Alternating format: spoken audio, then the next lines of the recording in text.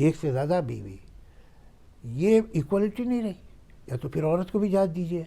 सरकार और देश दो अलग चीज़ें हैं। सरकारें आती जाती रहती हैं, देश तो रहेगा। जिसे भी कॉमन सिविल कोड में जो दिल से महसूस करता है उसे रहना चाहिए। मेरी बेटी और मेरा बेटा है, दोनों को बराबर की प्रॉपर्टी जो भी मेरी है, थोड़ी बहुत है क्या, लेकिन जो कुछ भी है वो मैं आधी आधी बराबर दूंगा। मैं तो ऑलरेडी रह रहा हूँ कॉमन सिविल कोड में, मुझे ज़रूरत नहीं, मैं पहले से ही रह रहा हूँ। अभी हमारे यहाँ चीफ मिनिस्टर ने एक बात कही है कॉमन सिविल कोड बिल की, कि हम उसको एमपी में लाएंगे और उसके लिए तैयारी कर रहे हैं। इस पर कुछ बोलना चाहेंगे? जिसे भी कॉमन सिविल कोड में जो दिल से महसूस करता है उसे रहना चाहिए। मेरी बेटी और मेरा बेटा है, दोनों को बराबर की प्रॉपर्टी जो भी मेरी है, थोड़ी बहुत है क्या, लेकिन जो कुछ भी है वो मैं आधी आधी बराबर दूंगा। तो जिन लोगों को कॉमन सिविल कोड का मतलब ये सिर्फ ये नहीं है कि सारी कम्युनिटीज़ का एक लॉ। कॉमन सिविल कोड का ये मतलब ये है कि औरत और मर्द के लिए भी एक कानून हो, तब होगा ना कॉमन। ये ज़रूर है कि ये जो बाइगेमी है, एक वक्त में एक से ज़्यादा बीवी, ये इक्वलिटी नहीं रही। या तो फिर औरत को भी इजाज़त दीजिए कि एक वक्त में एक से ज़्यादा पति हो। तो ये जो है इक्वालिटी के खिलाफ है और ये हमारे कानून के खिलाफ होनी चाहिए बात। हिंदुस्तान में भारत जोड़ो यात्रा चल रही है राहुल जी की, उसमें एक पॉलिटिकल पार्टी के लोग उसकी मुखालफत कर रहे हैं, उसको आप किस निगाह से देखते हैं? तो जो डेमोक्रेसी है उसमें लोगों की अलग अलग राय होती है और होनी चाहिए। सब लोग अगर एक तरह से सोचने लगें तो डेमोक्रेसी कैसे होगी।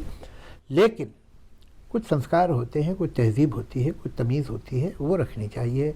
कोई भी उसे छोड़े तो ख़राब बात है। दूसरे ये कि ये सोचना कि अगर आप सरकार के ख़िलाफ़ हैं तो आप गद्दार हैं, ये गलत है। सरकार और देश दो अलग चीज़ें हैं। सरकारें आती जाती रहती हैं, देश तो रहेगा। गड़बड़ क्या आजकल हो रही है कि लोग देश को सरकार और सरकार को देश समझने लगे हैं। मौजूदा माहौल को लेकर कुछ कहते हैं आप? हाँ, मौजूदा माहौल मुझे कुछ बहुत खुशी नहीं है देख के। मुझे ऐसा लगता है कि एक समाज में एक अजीब सा तनाव है और ये तनाव ज़मीन से नहीं हुआ है, ये तनाव लाया गया है, इसे क्रिएट किया जाता है। हिंदुस्तानी समझदार है और उसका जो डीएनए है वो मॉडरेशन का है, उसका एक्सट्रीमिस्ट नहीं है, टेम्परमेंट नहीं, उसका जो संस्कार है हज़ारों साल का वो मॉडरेशन का है। बहुत कम लोग जानते हैं हमारे इतिहास के बारे में। अफसोस ये है कि हिंदुस्तान की हिस्ट्री और तारीख़ी लोग नहीं जानते। तो हमारे समाज में ये बात हमेशा से रही है कि अलग अलग विचारधारा के लोग रहे हैं, अलग अलग बातें हुई हैं और लोगों ने कहा ठीक है भाई, इनकी ये राय है, उनकी वो राय। आजकल क्या हो रहा है कि एक राय ठीक है और उससे आप अलग हैं तो फिर या तो आप देशद्रोही है या आप ख़राब आदमी हैं, टेररिस्ट हैं। मगर ये एक डेमोक्रेटिक समाज का मिजाज नहीं है और ये हिंदुस्तान का धर्म नहीं है।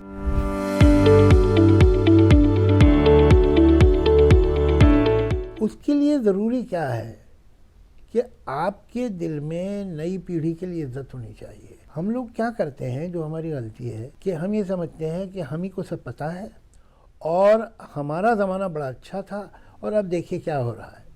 ऐसा हर पीढ़ी करती है ये गलती।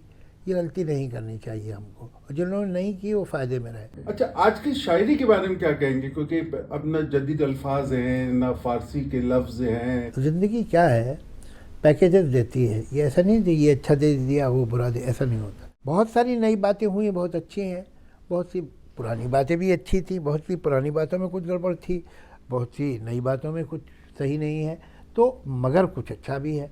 तो जो नए लड़के शायरी कर रहे हैं और यंग पोइट्स जो हैं वो बहुत अच्छी शायरी कर रहे हैं, उसमें कोई शक नहीं। पुराने शायरों को क्राफ्ट पे कंट्रोल था, वो इनको इतना नहीं होगा, लेकिन ये वो भी आ जाएगा।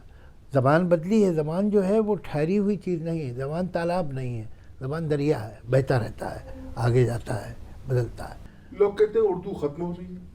लोग कहते रहे उर्दू ख़त्म नहीं हो रही है। ये कि शायद उर्दू की जो रस्मुल ख़त लिपि है वो कम हो गई है। स्क्रिप्ट किसी की अपनी नहीं है हिंदुस्तान में। हिंदी की संस्कृत से ली हुई है, उर्दू की पर्शियन से ली हुई है, अंग्रेज़ी जो है वो लैटिन से ली हुई है। अंग्रेज़ों की ओरिजिनल स्क्रिप्ट रही है, मगर स्क्रिप्ट ज़बान नहीं होती है।